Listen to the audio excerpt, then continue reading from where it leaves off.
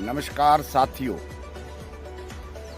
आजकल हिमाचल प्रदेश में पिछले 10 दिनों से सोनम वांगचू और लद्दाख के सैकड़ों लोग क्लाइमेट मार्च यात्रा में हैं। 1 सितंबर से ये यात्रा लेह से शुरू हुई और 2 अक्टूबर को दिल्ली में राजघाट तक जाएगी। इस यात्रा का मकसद ये है कि जो परिस्थितियां लद्दाख में राजनीतिक, आर्थिक और जलवायु की बनी हैं पिछले कुछ सालों से, खासकर 370 के हटने के बाद और यूटी बनने के बाद की स्थिति कि लद्दाख में किसी तरह के संवैधानिक प्रावधान लद्दाख की जनता और उस इलाके के संरक्षण के लिए नहीं रह गई।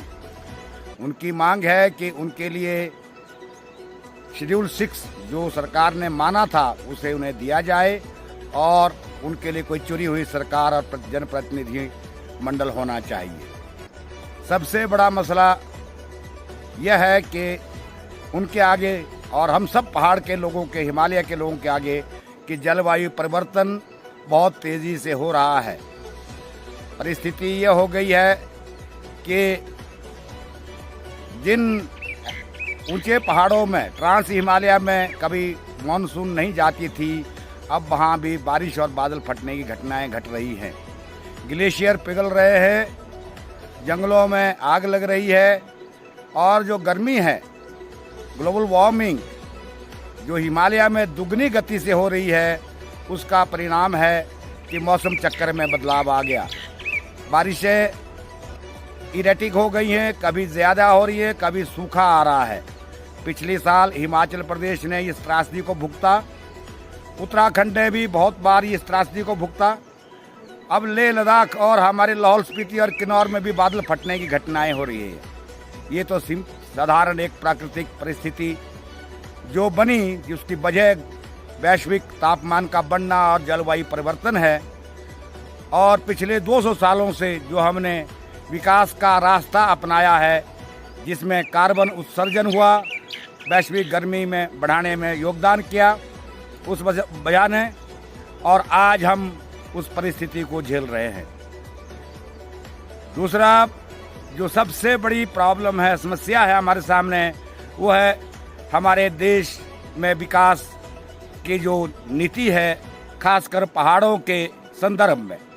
हम पूरे देश के लिए एक समान विकास नीति निर्धारित करते हैं, जो कि ठीक नहीं है, क्योंकि यहाँ की पहाड़ की पारिस्थितिकी अलग है, यहाँ के भूगोल अलग है, यहाँ की धरती के अंदर की जियोलॉजिकल बनावट अलग है, और सबसे बड़ी बात, हम लोगों का परंपरागत हजारों सालों से जीने का प्रकृति के साथ वो जीवन शैली भी भिन्न है हमारी, जिसे हम कहते हैं संस्कृति। आज जो हम लड़ाई इस मार्च में जो बात उठा रहे हैं, जो संघर्ष और आंदोलन हम कर रहे हैं, वो यही कह रहे हैं कि ऐसी विकास की नीति हो जो यहाँ की भूगोलिक, जियोलॉजिकल, जियोग्राफिक और पारिस्थितिकी के अनुरूप हो, यहाँ की संस्कृति के अनुरूप हो। ऐसी विकास नीति बननी चाहिए। ये कई साल से हिमालय नीति अभियान के मंच से, उससे पहले भी हमारे हिमालय के जो पर्यावरण और सामाजिक कार्यकर्ता थे, सुंदरलाल बहुगुणा जैसे बहुत से साथियों ने इन सवालों को उठाया। आज हम हिमाचल प्रदेश में भी काफ़ी सालों से ये बड़े बड़े विकास के प्रोजेक्ट्स हैं, परियोजनाएं हैं, जो बहुत घातक है यहाँ की पारिस्थितिकी के लिए, जिनमें हाइडल प्रोजेक्ट है। बड़ी लंबी लड़ाई किन्नौर में लड़ी गई। SEZ के खिलाफ जो ऊना में बन रहा था, उसके खिलाफ बड़ा लंबा आंदोलन लड़ना पड़ा। हिमाचल प्रदेश कुल्लू में स्की विलेज के खिलाफ बहुत लंबा संघर्ष करना पड़ा, और बहुत सारे छोटे स्थानीय संघर्ष लगातार हम लोग और हमारा समाज कर रहा है, ताकि ये जो परिस्थितिकी बन रही है, जो परिस्थितियां बन रही हैं जिसमें पहाड़ दरकेंगे, वो रुके। दुर्भाग्य से ये विकास का बुलडोजर नहीं रुक रहा। पिछले कुछ सालों से बड़े बड़े सड़क निर्माण के काम शुरू हुए। आज हम सब देख रहे हैं हिमाचल प्रदेश में, उत्तराखंड में, दोनों जगह आजकल के दिनों में भी जब बरसात जाने वाली है, पहाड़ियां दरक रही हैं। बिलासपुर शिमला के बीच में एक जगह सड़क परसों दरक गई। कल मैं देख रहा था उत्तराखंड में ये जो हमारे 4 लेन है जो मंडी और आउट के बीच में है, पंडों के बीच में है, वो एक परमानेंट समस्या बन गई है और कई साल चलेगी। देखना आपने, ये परिस्थिति हमारे इस बड़े निर्माण से हुई है। पिछले साल जो नुकसान हिमाचल प्रदेश में हुआ था, खासकर ब्यास घाटी में, उसमें हम समझते हैं कि निश्चित तौर पर 4 लेन, ये जो बड़े बड़े हाइडल प्रोजेक्ट हैं और सड़कें हैं, इनके निर्माण के मलबे के कारण उसमें नदी में बहुत तेजी से नदी ने अपना बहाव पकड़ा और बहुत नुकसान किया, सैकड़ों लोग मरे हैं। ये परिस्थिति हमेशा हर जगह बनती जाएगी। अभी भी सरकार की मंशा कम नहीं हुई है। लद्दाख के संदर्भ में ये सुना जा रहा है कि लगभग 14 और 15 हजार मेगावाट के सोलर पावर पैनल प्लांट लगाए जाएंगे उस नंगे पहाड़ पर, जहां पर ग्लेशियर है, उसके ऊपर सोलर पावर पैनल लगेंगे और हजारों सैकड़ों किलोमीटर तक उसका परिणाम क्या होगा ग्लेशियर्स पर।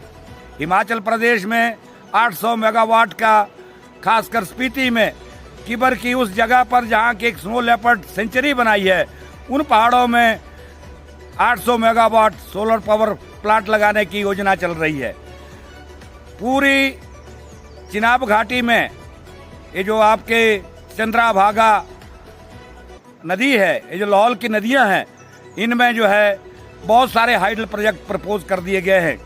अगर यही परिस्थिति रही तो इस सबसे ज़्यादा संवेदनशील इलाके में ऐसी हालात हो जाएंगे कि पूरे के पूरे पहाड़ दरकेंगे, क्योंकि ये बहुत कच्ची मिट्टी के पहाड़ है।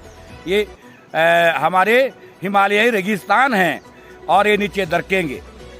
अब किन्नौर की जो परिस्थिति आप सब देखते हैं कि न्यूगलसेरी के आसपास सारा किन्नौर का पूरा रास्ता हर रोज टूट रहा है। कई महीनों से किन्नौर की जनता परेशान है, रोज सड़क नीचे उतर रही है। उसकी वजह सबको मालूम है। एक